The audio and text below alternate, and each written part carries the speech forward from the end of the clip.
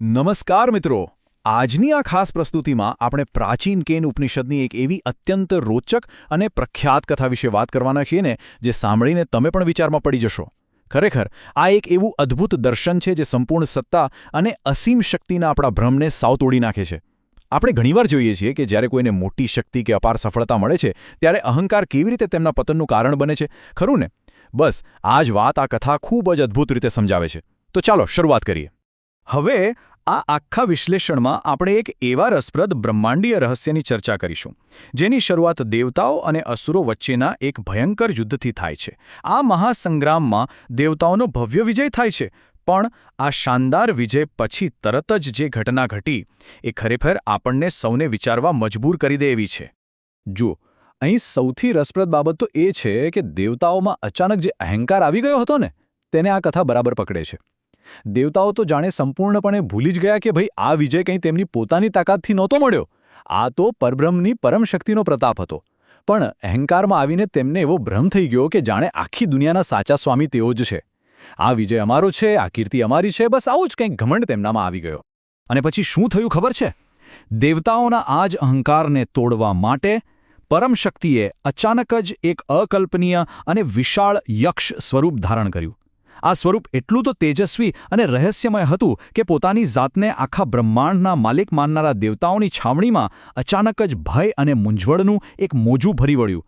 તેઓ સાવ સ્તબ્ધ થઈ ગયા, સમજી જ ન શક્યા કે આ મહાન શક્તિ આખરે છે કોણ. તો ચાલો વિભાગ 1 તરફ આગળ વધીએ. અગ્નિદેવની કસોટી અને અગ્નિના દેવતાનો અંતિમ પડકાર. સૌથી પહેલાં તો પોતાના ખોટા ગર્વથી છલકાતા અગ્નિદેવ આગળ આવ્યા. તેમણે પેલા રહસ્યમય યક્ષ સામે પોતાની બ્રહ્માંડને બાળી નાખવાની અદ્ભુત ક્ષમતાની મોટી મોટી વાતો કરી. હું અગ્નિ છું, હું જાત વેદા છું. તેમણે એવો દાવો કર્યો કે જાણે તેમનાથી વધુ શક્તિશાળી આખા બ્રહ્માંડમાં બીજું કોઈ જ નથી. એમને એમ કે આ કોણ વળી નવું આવ્યું મારી સામે. પણ યક્ષનો જે જવાબ હતો ને એ અહંકારની મૂર્ખતાને ખૂબ જ સુંદર રીતે દર્શાવે છે. યક્ષે કોઈ મોટો જાદુ ન કર્યો, બસ જમીન પર એક નાનું સાવ સામાન્ય અને નકામું તણખલું મૂકી દીધું. અને અગ્નિદેવને માત્ર એટલો જ પડકાર આપ્યો કે જો તમારામાં ખરેખર આટલી જ શક્તિ હોય ને તો જરા આ નાનકડા તણખલાને બાળીને બતાવો. વિચાર કરો, બ્રહ્માંડને બાળવાની શક્તિ અને સામે એક નાનકડું ઘાસનું તણખલું. અને પરિણામ શું આવ્યું? પોતાનામાં રહેલી આખા બ્રહ્માંડને બાળી નાખવાની પૂરી શક્તિ કામે લગાડવા છતાં અગ્નિદેવ એ નાના તણખલાને સહેજ પણ, હા એકદમ સહેજ પણ બાળી ન શક્યા. જરા વિચારો, એક નાનકડા ઘાસના ટુકડા સામે હારી જવાને કારણે તેમને સંપૂર્ણ અપમાન અને શરમ સાથે નીચું માથું રાખીને પાછા ફરવું પડ્યું. કેવો મોટો ફટકો પડ્યો હશે એમના અહંકાર પર. ત્યારબાદ વિભાગ 2 આવે છે, વાયુદેવની કસોટી. પવનના દેવતાનો આ એક અશક્ય પ્રયાસ હતો. હવે અગ્નિદેવ તો નિષ્ફળ ગયા એટલે વાયુદેવનો વારો આવ્યો. અગ્નિદેવની જેમ જ વાયુદેવે પણ પોતાને માતૃશ્વા ગણાવીને અત્યંત ગર્વથી પોતાની ભયંકર બ્રહ્માંડીય શક્તિની જાહેરાત કરી. હું આખી સૃષ્ટિને ઉડાવી શકું છું એવો દાવો કર્યો. તેમને પૂરેપૂરો આત્મવિશ્વાસ હતો કે ભલે અગ્નિ નિષ્ફળ ગયા પણ તેઓ તો પોતાની શક્તિથી આ યક્ષના રહસ્યનો અંત લાવી જ દેશે. પછી વાયુદેવે શું કર્યું? તેમણે પોતાનું સૌથી ભયંકર વાવાઝોડું ઉત્પન્ન કર્યું. પર્વતો હચમચી જાય એવી તાકાત લગાવી. તેમ છતાં આશ્ચર્યજનક રીતે પેલો નાનકડો ઘાસનો ટુકડો સહેજ પણ હલ્યો નહીં. સાચે જ સહેજ પણ નહીં. સૃષ્ટિની બીજી સૌથી મોટી શક્તિ પણ એક સામાન્ય નાના તણખલા સામે સંપૂર્ણપણે હારી ગઈ હતી. હવે તમને થતું હશે કે આવું કેમ બન્યું? આ બધી ઘટનાઓ એ વાત એકદમ સ્પષ્ટ કરે છે કે આટલી મોટી શક્તિઓ એક સામાન્ય ઘાસના ટુકડા સામે શા માટે નિષ્ફળ ગઈ? કારણ ખૂબ જ સીધું હતું. પરમાત્માએ એ શક્તિઓ ચૂપચાપ પાછી ખેંચી લીધી હતી, જેના પર આ દેવતાઓ પોતાનો હક જમાવીને બેઠા હતા.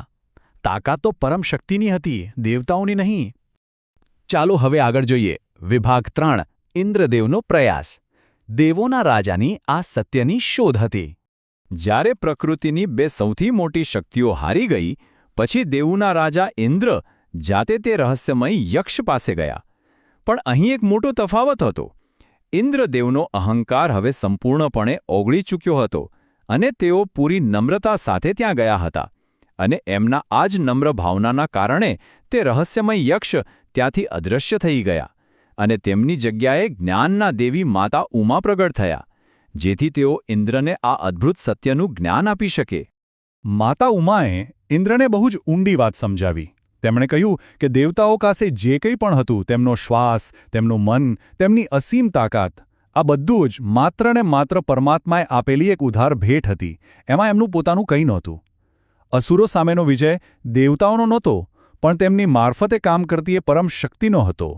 હવે આ બાબત પર જરા ધ્યાન આપજો.